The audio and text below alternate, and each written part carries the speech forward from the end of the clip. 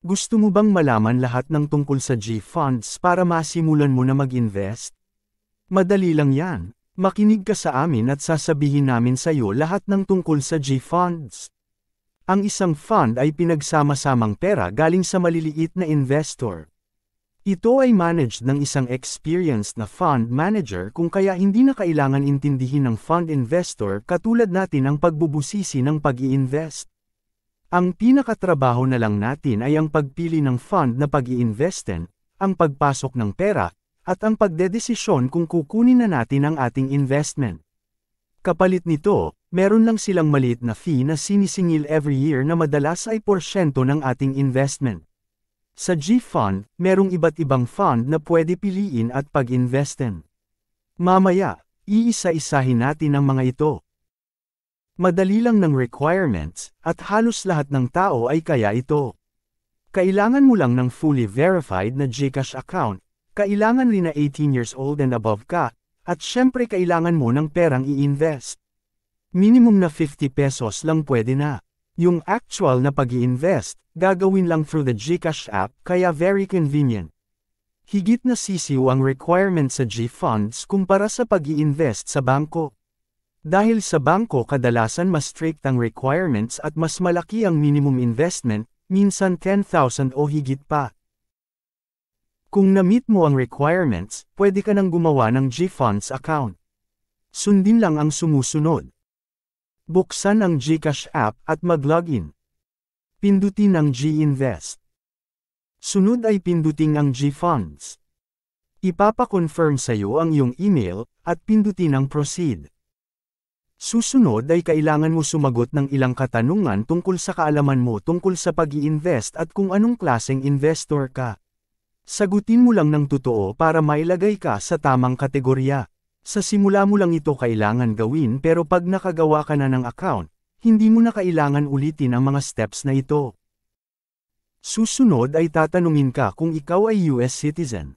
Meron kasing ilang funds na hindi available para sa mga US citizen.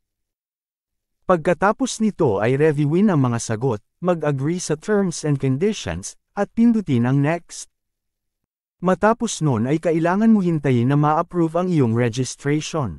Ayon sa GCash, ang approval ay pwedeng within 15 minutes hanggang 2 business days. Sa kaso namin nung gumawa kami ng G-Funds account, inabot lang ng 1 day. Nakalagay din sa email kung anong klaseng investor ka. Kung ikaw ba ay conservative o yung preferred ang safe investments kahit maliit ang kita. Kung ikaw ba ay aggressive na okay lang kahit may chance na malugi basta may chance din na malaki ang kita. O kung ikaw ba ay nasa gitna. Kapag ikaw ay registered na, pwede ka nang pumili ng i-investin mo. Isa-isahin natin ang 11 na funds na available. Atram Peso Money Market Fund. Rating, Conservative. Minimum investment, 50 pesos. Fee, 0.5% per annum. Itong fund na ito ay nag-i-invest sa mga Philippine-based fixed income instruments. Atram Total Return Peso Bond Fund.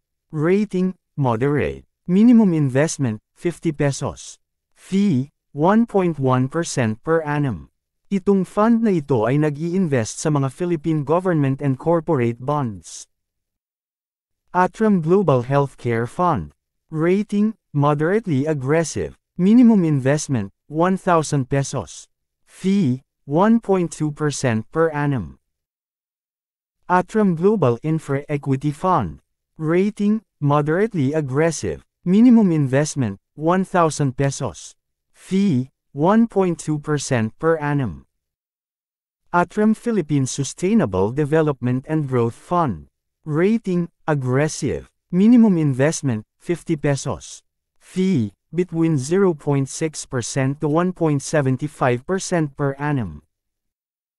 Atram Global Equity Opportunity Fund. Rating, Aggressive. Minimum investment, 1,000 pesos. Fee, 1.2% per annum. Atram Philippine Equity Smart Index Fund. Rating, Aggressive. Minimum investment, 50 pesos. Fee, 1.5% per annum.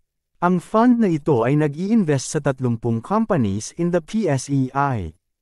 Kung gusto mo gumawa kami ng video tungkol sa Philippine Stock Exchange Index, mag-comment lang sa baba at gagawa namin yan. Atram Global Consumer Trends Feeder Fund. Rating, aggressive. Minimum investment, 1,000 pesos. Fee, 1.2% per annum. Not available for U.S. citizens. Atram Global Technology Feeder Fund. Rating, aggressive. Minimum investment, 1,000 pesos. Fee, 1.15% per annum. Itong fund na ito ay nag-i-invest lang sa mga technology companies. Not available for U.S. citizens. Philippine Stock Index Fund. Rating, aggressive. Minimum investment, 50 pesos. Fee, 1% per annum. Kapareho ng Atram Philippine Equity Smart Index Fund, itong fund na ito ay nag-i-invest rin sa Philippine Stock Exchange Index companies. Not available for U.S. citizens. ALFM Global Multi-Asset Income Fund. Rating, aggressive. Minimum investment, 1,000 pesos. Fee, 1.5% per annum. Itong fund na ito ay nag-i-invest sa mga asset na nagbibigay ng steady dividends. Walang ibang fund dito sa listahan na may monthly dividends kung hindi ito.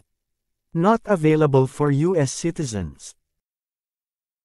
Kapag nakapili ka na kung anong fund ang gusto mo investin, kailangan mo lang pumasok sa GFunds at pindutin ang invest. Ililista sa screen ang mga available na mga fund, piliin mo lang yung gusto mo tapos click buy. Ilagay mo kung magkano ang gusto mo i-invest tapos click next. Review yung details, agree to the terms, tapos confirm.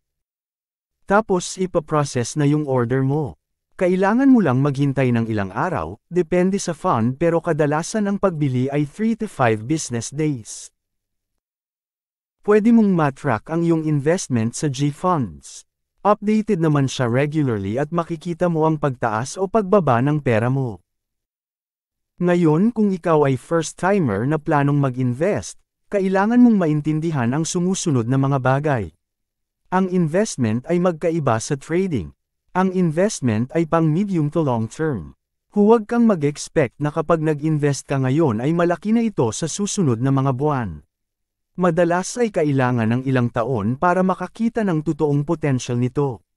Dahil ang investment ay para sa medium to long term, kailangan mo rin makontrol ang sarili mo na huwag maging emosyonal kapag nakitang bumababa ang iyong investment. Normal sa mga investment ang gumalaw na parang wave. Minsan tumataas, minsan bumababa. Pero sa pangkalahatan, ang galaw ng mga investment ay pataas kaya dapat hindi ka basta-basta kabahan at mag-pull out ng investment kapag nakita mong bumababa ang halaga nito. Normal lang yan. Ang recommendation nga ni Warren Buffett, na isa sa mga pinakamayaman na tao sa mundo. Be fearful when others are greedy and be greedy when others are fearful. Kaya kung bumababa ang halaga ng investment mo at ang ibang tao ay natatakot at nagbebenta ng kanilang funds, dapat dun ka nagdaragdag pa ng investment. Isa pang kailangan matutunan ay ang kasabihan na, past performance is not a guide to future performance. Ibig sabihin, kung pinag-aralan mo ang isang fund at nakita mo na nitong huling mga taon ay lumaki ang halaga niya ng 5% every year, hindi nangangahulugan na ang mga susunod na taon ay makakakita ka rin ng 5% na income. Kumbaga, past is past. Huwag na natin balikan, chapter closed na. Pwede mong pagbasehan ang nakaraan na performance pero huwag mo asahan na ang future performance ay magiging kapareho ng past. Dapat mo rin maintindihan na kung mas malaki ang puhunan, mas malaki ang pwedeng kita. Mahirap mag-expect na kumita ng 100,000 kung nasa 10,000 lang ang ipinasok mo. Kaya kung naintindihan mo na kung paano tumatakbo ang investment na ito, maganda na patuloy kang magdagdag ng additional na investment para dumami ng dumami ang mga pera na nagtatrabaho para sa iyo. Ganun lang kadali, pwedeng-pwede ka na magsimula mag-invest gamit ang GFunds. Kailangan namin linawin na ang channel na ito ay hindi nagre-rekomenda ng kahit anong specific na investment. Ito ay para sa educational purposes lamang. Hindi kami binabayaran ng GCash para gawin itong video na ito. Pero kung merong gusto mag-sponsor ng video dito sa channel namin, pwede kayo mag-message sa Facebook page namin. Nagustuhan mo ba ang video na ito? Marami pa kaming video na nagbibigay kaalaman tungkol sa pera, negosyo, at iba pa. Mag-subscribe lang sa aming channel, mag-like, comment, at share, para mas marami pang makaalam kung paano manalo sa buhay.